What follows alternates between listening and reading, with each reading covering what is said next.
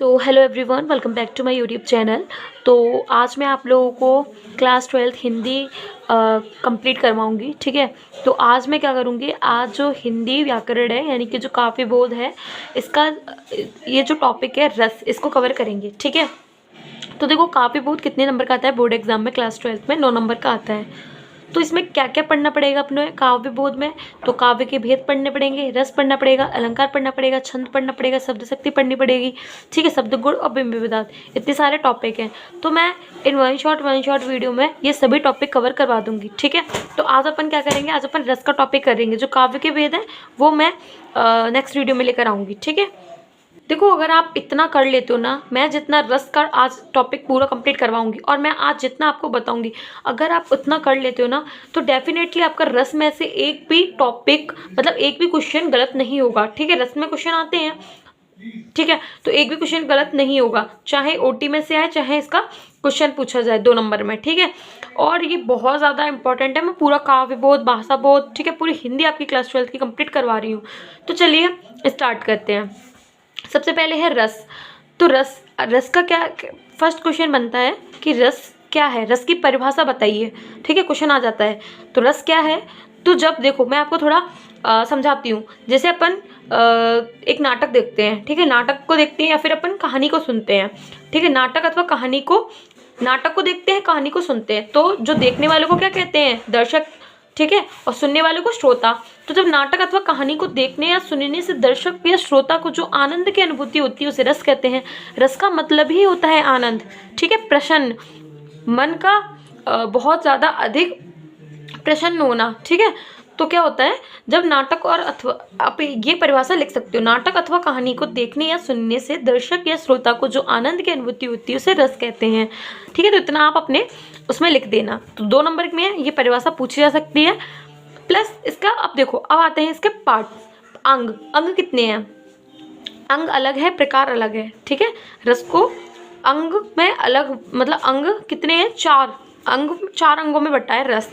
ठीक है, कौन सा, स्थायी भाव, विभव, अनुभव, संचारी भाव। आप लोग इधर से याद करते जाओ। देखो मैं आपको ग्राफ के थ्रू समझाने की कोशिश करूंगी, आप लोग समझने का प्रयास कीजिए। 4 अंगों में बांटा है। ठीक है, कौन सा है, स्थायी भाव, विभव, अनुभव, संचारी भाव। स्थायी भाव को अपन थोड़ा परिभाषा देख सकते हैं। क्वेश्चन ऐसे आ सकता है कि स्थायी भाव की परिभाषा लिखिए। स्थायी भाव है क्या, आइए थोड़ा अपन समझते हैं। तो सहृदय के हृदय में जो भाव स्थायी रूप से विद्यमान रहते हैं, सहृदय के हृदय में जो भाव, जो अपने भाव हैं वो अपने स्थायी रूप से विद्यमान रहते हैं अपने हृदय में, तो उसको क्या बोलते हैं, स्थायी भाव बोलते हैं।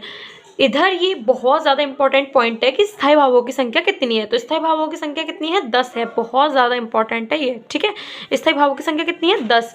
उसके बाद आता है अपना विभव, नेक्स्ट है विभव। तो विभव को क्या कहते हैं, स्थायी भाव, स्थायी भाव से जो कारण होता है सिर्फ विभव कहते हैं। ये कितने, इसको 2 भागों में बांटा गया है, इसके 2 भेद हैं, ये याद रखना। ठीक है, उसके बाद है अनुभव।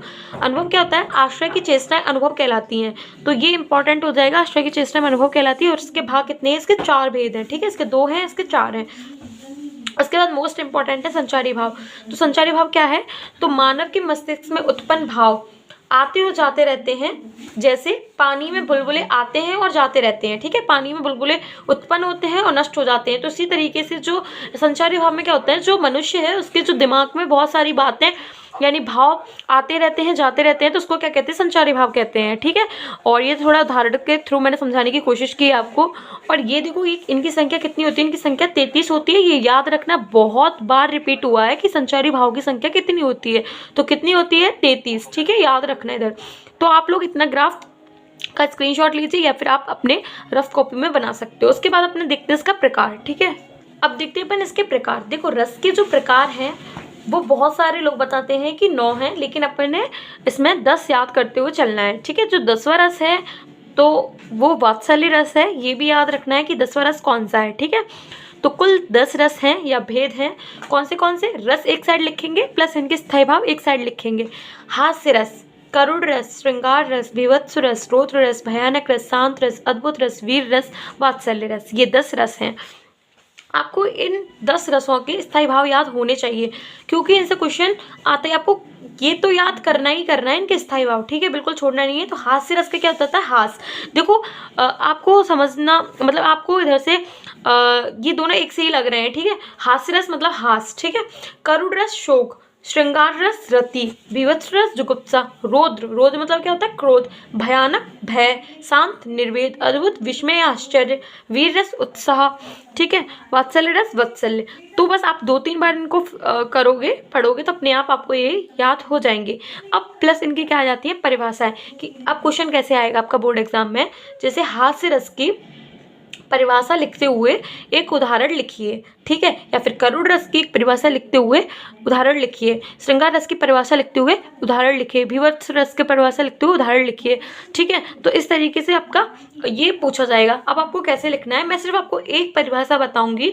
आपने बहुत सारे अपने परीक्षा अध्ययन या फिर अपने गाइड वगैरह में देखे होंगे, उसमें सभी की अलग अलग परिभाषाएं हैं, तो बहुत सारे बच्चे कंफ्यूज हो जाते हैं। जब मैं थी क्लास 12th में, तो मैं भी कंफ्यूज हो जाती थी। फिर मैंने क्या, एक ट्रिक देखी, ठीक है। मेरे जो टीचर थे उनने मुझे एक ट्रिक बताई, तो वो ट्रिक भी मैं आपके साथ शेयर करूंगी, ठीक है। ये और आपके एक भी नंबर नहीं कटेगा अगर आप इस ट्रिक को सभी में फॉलो करोगे। तो मैं आपको बताऊंगी कि किस तरीके से आपको ये फॉलो करने हैं। सबसे पहले जैसे हास्य रस की आ गई, ठीक है, तो आपको क्या करना है, सभी में यही चीज़ लिखना है। सिर्फ 2 अक्षर आपके, 2 शब्द आपके चेंज होंगे, ठीक है। क्या, मैं आपको बताती हूँ। देखो, सहृदय के हृदय में जब हास नामक, अब आपको ये याद रखना है कि इसका स्थायी भाव क्या है, हास्य रस का स्थायी भाव क्या है, हास, ठीक है। तो आपने इधर हास शब्द ऐड कर दिया, ठीक है। तो सहृदय के हृदय में जब हास नामक स्थायी भाव का विभव अनुभव संचारी भाव से संयोग होता है तो उसे हास्य रस कहते हैं। अब क्वेश्चन इधर आ जाता है, वीर रस का लिखो, ठीक है। अपन वीर रस का लिखेंगे, कैसे लिखेंगे, सहृदय के हृदय में जब